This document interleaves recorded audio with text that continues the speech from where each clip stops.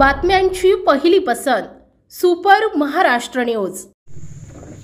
संत सावतामाळी मंदिरासमोर माझा सत्कार समारंभ आयोजित केला।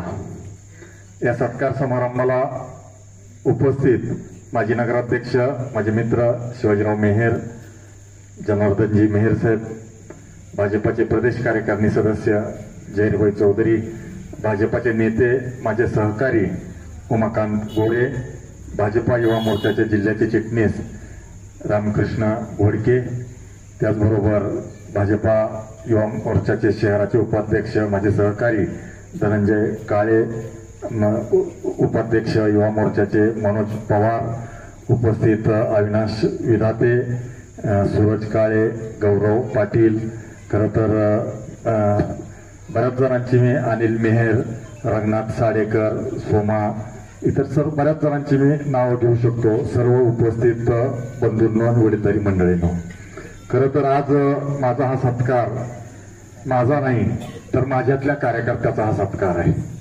खरं तर माझी राजकीय पार्श्वभूमी, माझ्या कुटुंबात परिवारात कोणीच राजकारणात नव्हतं। मी अगदी प्रतिकूल परिस्थितीत प्रवाहाच्या विरोधात पोहत राजकारणात प्रगती करत गेलो।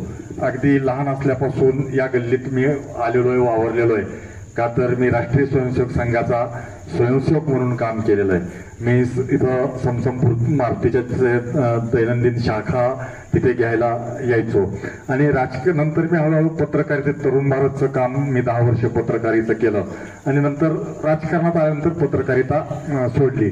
मात्र सार्वजनिक जीवनात काम करत असताना मी काही व्हावं आणि मला काही मिळावं या भावनेतून कधीच काम केलं नाही। मी काही व्हावं आणि मला काही मिळावं यासाठी मी कधी काम केलं नाही। राजकारणात मी प्रामाणिकपणे जनतेची कामं करत राहिलो आणि त्यातून मला वेगवेगळ्या पदावर भारतीय जनता पार्टीने अनेक संधी मला दिल्या। खरं तर सर्वप्रथम आपल्याला माहिती आहे की 94ला लोकनेते स्वर्गीय गोपीनाथरावजी मुंडे साहेब यांची संघर्ष यात्रा निघालेली होती। त्यावेळेस शरद पवार सारख्या पळाटे नेत्याला डॅमेज करण्याचं काम गोपीनाथजी मुंडे यांनी त्या संघर्ष यात्रेच्या माध्यमातून केलं होतं आणि त्यावेळेस राजकारणाचं गुन्हेगारीकरण आणि भ्रष्टाचार याच्या विरोधातली ती संघर्ष यात्रा होती आणि त्यावेळेस मी अगदी नौका होतो भाजपमध्ये। त्यावेळेस मी त्यावेळेसचे भाजपचे संघटन मंत्री शरदभाऊ कुलकर्णी यांच्याकडे गेलो आणि त्यांना म्हणलं की शरदभाऊ, संघर्ष यात्रा मुंडे साहेबाची कुर्डवाडीहून बार्शीला जायची आहे। तेच असं परांडा कुर्डवाडी 18 किलोमीटर अंतर आहे आणि इकडे थोडं अंतर वाढेल। तुम्ही म्हणजे परांड्यात आपलं काम नाही, काही नाही म्हणले, फारसं काही कशाला उगे करतो म्हणलं, तुम्ही द्या म्हणलं संधी, त्याचे काम कसं दिसायचं म्हणलं, कसं वाढायचं। माझ्या आग्रहाचा तर त्यांनी मार्ग बदलून संघर्ष यात्रा परांड्याला आणली आणि परांड्याला आली आणि त्यावेळेस मी गावागावात फिरलो आणि बिन पैशाची परांड्याच्या आठवड्या बाजारात भारतीय जनता पार्टीची इतिहासातली पहिली मोठी सभा झाली आणि मुंडे साहेबांनी शिवनेरी ते शिवतीर्थ ही संघर्ष यात्रा होती। शिवतीर्थावर समारोपाची जी सभा झाली त्या सभेत 3 महाराष्ट्रातल्या मोठ्या सभा ज्या झाल्या त्यात एक परांड्याच्या सभेचा आवर्जून मुंडे साहेबांनी मुंबईच्या शिवतीर्थावरच्या सभेत उल्लेख केला होता। खरं तर त्यानंतरच वातावरण तालुक्यातलं बदललं आणि मोठे बाप्पाचा पराभव होऊन माझे मित्र ज्ञानेश्वर पाटील हे आमदार झाले।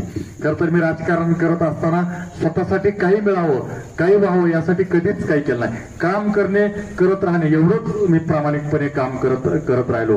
मला त्यानंतर मुंडे साहेबांनी परांड्याच्या संघर्ष यात्रेच्या सभेनंतर स्टेजवरून येताना मला माझ्या खांद्यावर हात टाकला आणि म्हणले, तुझ्याकडे काय जबाबदारी आहे? म्हणलं, काही नाही साहेब, म्हणलं आता नगरपालिकेत आहे, म्हणलं पाणी पुरवठाचा सभापती म्हणून निवडून आलोय। तर म्हणले त्यांनी नंतर मग त्यावेळेसच्या स्टेजवरून खाली येताना भाजपच्या जिल्हाध्यक्षांनी सिनियर लोकांना बोलवलं आणि म्हणले, युवा मोर्चाचा जिल्हाध्यक्ष कोण आहे म्हणले तुमचा?